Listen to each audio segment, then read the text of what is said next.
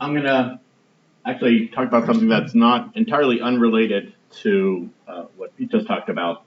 Obviously, my research general category is very different, so I'm going to talk about doing chemical education research. Specifically, talk about using technology and climate change topics to improve student learning in general chemistry.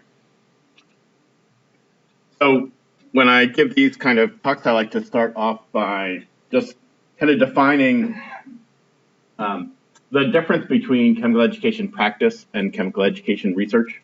So for me, chemical education practice really focuses on just the development or implementation of teaching strategies. So if you're doing, teaching scholarship, then you're developing a new classroom module, you're developing a new lab experiment, a new demonstration, and using that in your class. What switches it into the field of chemical education research is that for research, there's going to be a research question associated with that, whatever you've developed. So you're not just developing something to try it out in your class. There's a specific reason that you're trying to do that. You're trying to answer a particular question. Now, that question may be nothing more than, does this help students learn this particular topic? In which case, you'd need some type of assessment to try and measure that, to try and answer that question. If you're just doing teaching practice, then you're just implementing something in the classroom. So there are a wide range of different projects that I'm currently working on at various levels. So I'm going to talk primarily about this first one, incorporating environmental data into the curriculum, particularly with respect to climate change topics. These are some of the other things that I'm interested in. I'll talk very briefly about a couple of them a little bit later. But a lot of my interest involves assessing the effectiveness of incorporating technology into the classroom, other active learning techniques, using in-class demonstrations, and trying to correlate student attitudes and resource usage towards student learning. So the main project that I'm going to talk about here is this project called Climate Change Concepts and Pogo. I will define Pogo in just a moment. So in this project, we're trying to create these in-class activities that use a climate change context to try and teach general chemistry topics. So the overarching goal is to try and help students make some connection with the general topics that they're learning in chemistry. So we know that when we teach general chemistry out of textbook, so typically the examples are disconnected for students. The real connections are in the little boxes in the textbook that the students don't read. So, because that's not on the test. So they just do the general examples, which don't necessarily have a particular context. So we're trying to see if we can teach these fundamental concepts using a particular context. So we have a group of people, collaborators, 5 people who are writing these different activities. There are actually a total of 8 different institutions involved at various levels in this project. So what is POGO? So POGO stands for Process-Oriented Guided Inquiry Learning. So the guided inquiry part really focuses on the design of the activity. So these activities are designed in a specific way to lead students into the development of a particular concept. The process-oriented part really focuses on process skills, which is one of those interesting things in that it's what we really hope students will learn, but it doesn't necessarily get placed anywhere, as far as the university goals. So university, if you actually, particularly Drexel, if you look at their list of student learning priorities, what the skill set that they want the students to have as they leave Drexel. So there's no chemistry content listed in a Drexel student learning priority. So that's goals that we have for our students. But for a university level, it's all about communication skills and problem solving and critical thinking. And these activities are designed to reinforce some of those skills. So this guided inquiry part sets up the activities in a particular way to try and lead students through the development of these concepts. And the goal is to kind of change the way that information is presented. what's typically done for course or lecture instruction is a term will be introduced, it will be defined, and then there'll be some examples of that. The problem with that is that's not really the way science works. So science would be very boring if all we were doing was demonstrating examples of things that other people have defined. So it's much more of a, you find some information, you try and make some sense of that, and that's where the term introduction comes.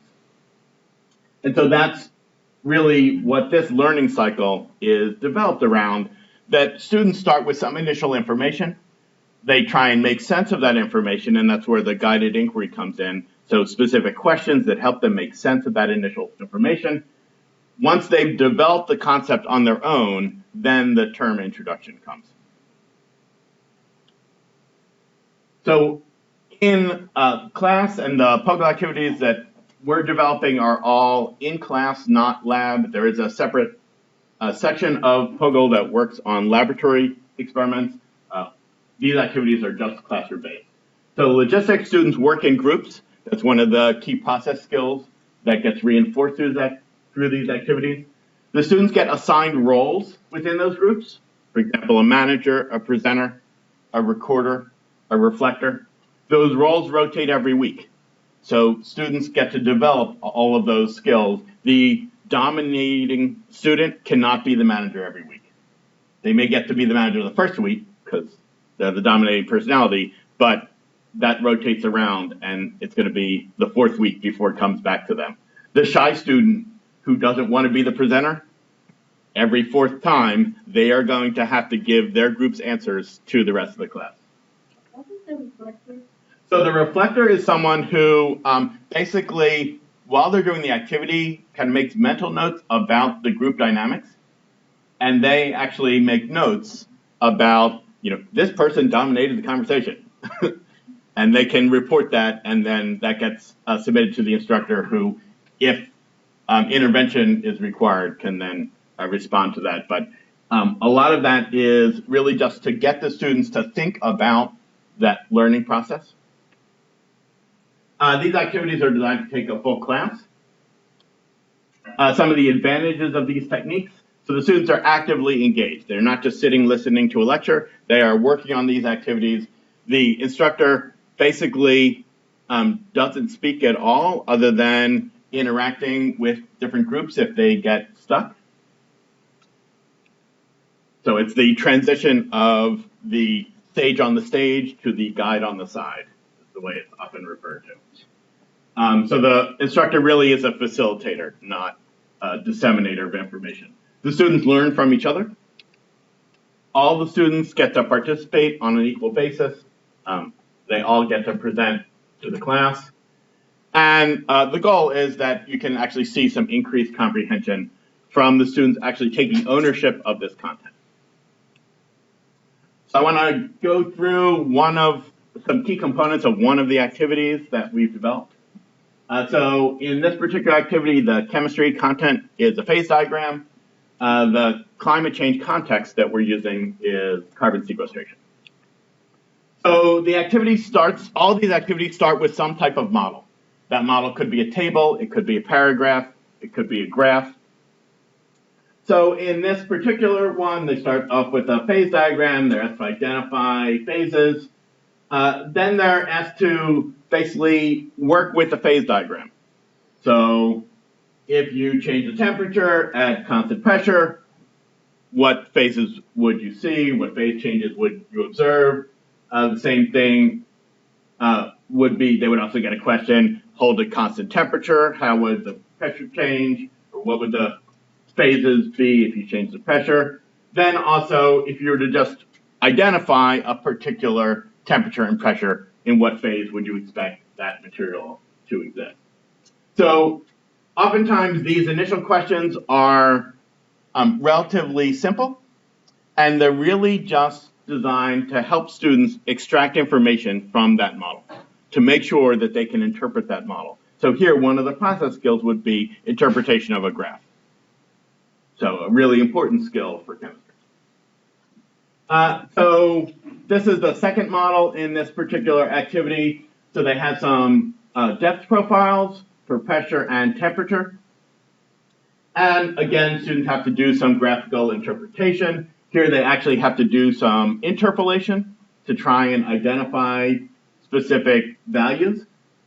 This type of data creates some challenges for students, particularly first-year students, who are not used to seeing scatter in data.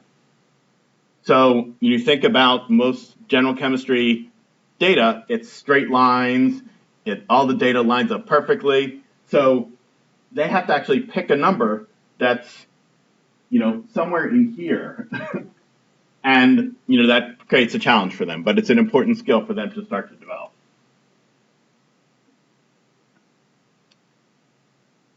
One of the things that we're trying to do with these activities is actually connect this information back to this context and make this climate change context an integral part of the activity. So what we're trying to avoid is a situation where the climate change context only appears at a paragraph in the beginning and one example at the end. Because then it's totally disconnected, it becomes nothing more than the box on the side that the students ignore.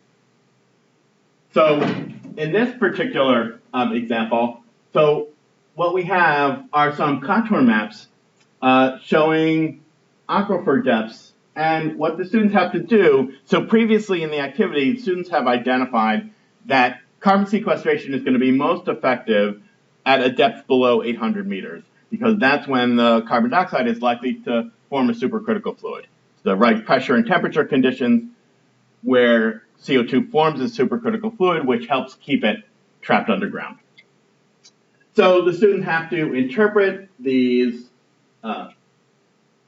graphs to identify where it might be appropriate to do carbon sequestration. They have to think about what type of information they might need before they choose one of those locations. And the last part of this particular activity is something that we're really stressing in these activities. And one of the challenges associated with climate change is that when people have discussions about climate change, oftentimes their arguments are not data-driven. The arguments become very personal. When people talk about climate change, it's happening, it's not happening. They don't provide much evidence for that. It's just that's what they believe. And so what we want them to do is start to get to the point where if you're going to have discussions about socio-scientific topics, that you still have to have a data-driven discussion about that. So from those locations that we showed them with the contour maps, the students have to choose one of those locations where they think carbon sequestration is going to be the best. And we give them some economic data to use to support their argument. So as they make their choice, they can't just say, I went in that location because I don't live there. So they have to use some data to actually support their, and with this particular example, you can actually make a reasonable argument for any of these locations. It just depends on which particular data you feel is most important.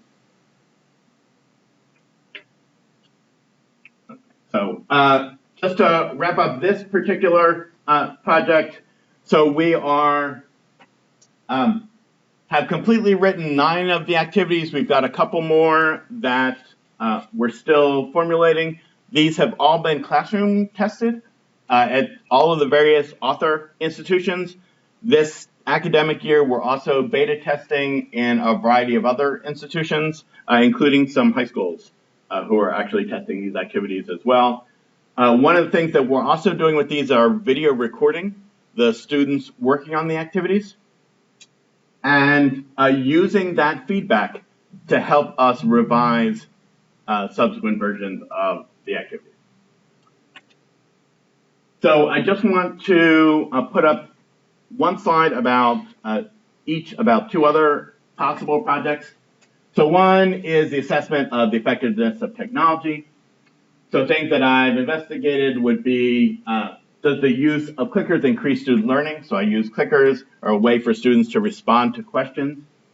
One of the things that I've actually been doing this term is creating sort of a flipped classroom where, due to the snow days, I've had to cancel some classes, and I'm recording mini lectures and uploading those to the course website so I can get myself back on track as far as my content coverage.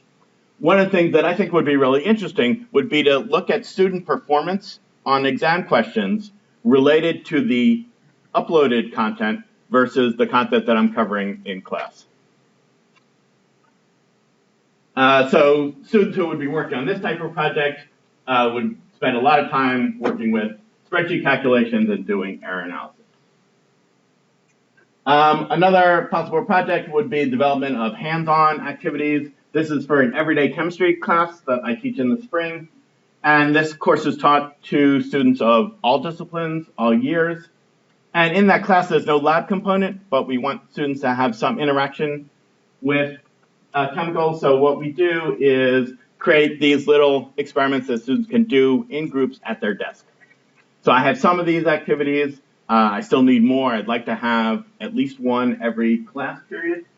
And then in the past, I've also given some attitude surveys to get a feeling for how students are interacting with these different materials. So for this could be a lab project where students are actually developing the activities. It could be a data analysis project. And that's where I will stop. Any questions?